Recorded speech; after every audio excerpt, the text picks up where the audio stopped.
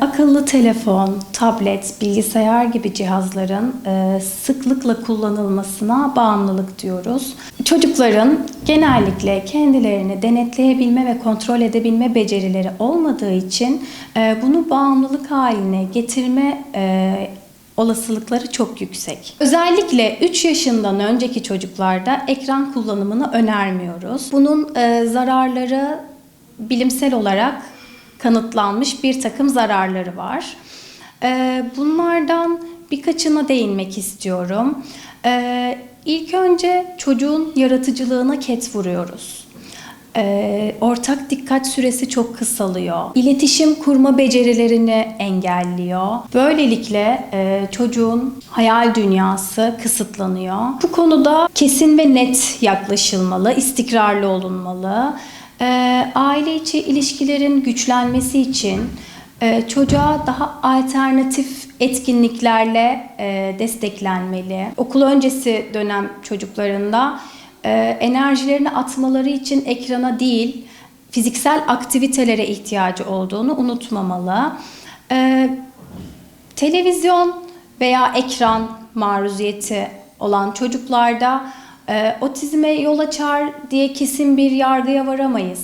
Fakat otizmin belirtilerini gösterme eğiliminde olduğunu söyleyebiliriz. Bununla ilgili birçok bilimsel araştırma mevcut. Sürekli telefon istemesi, sürekli ağlaması, davranış problemleri göstermesi, herhangi bir materyale ve uyarana tepki göstermemesi, yani yoksunlukta özellikle sürekli şiddet eğiliminde olması, sürekli ekran arzulaması, adeta hipnotize olması bağımlı olduğunun bir göstergesidir diyebiliriz. Çocuğun izlediği, maruz kaldığı şeyler aile denetiminde olmalı. Çünkü çocukların kendilerini denetleyebilme ve kontrol edebilme becerileri yetişkinler kadar gelişmiş değil.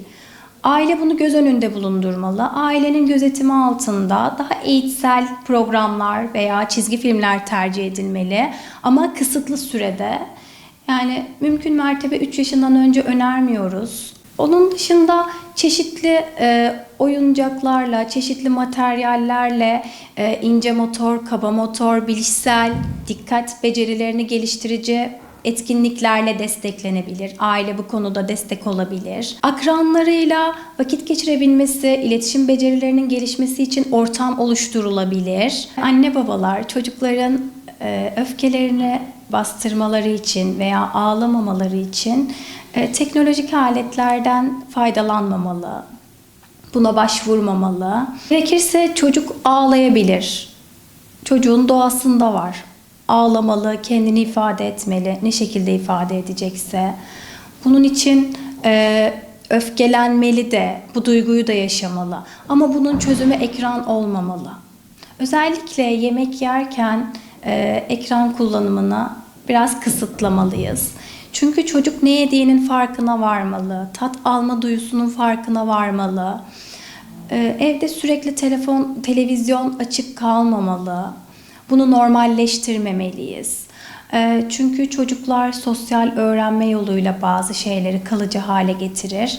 Dolayısıyla anne babanın yaklaşımı ve anne babanın tutumları çocuk üzerinde çok önemli bir yere sahip.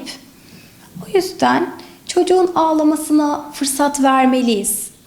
Öfkelenmesine fırsat vermeliyiz. Ama çözümü teknolojik aletlerde bulmamalıyız.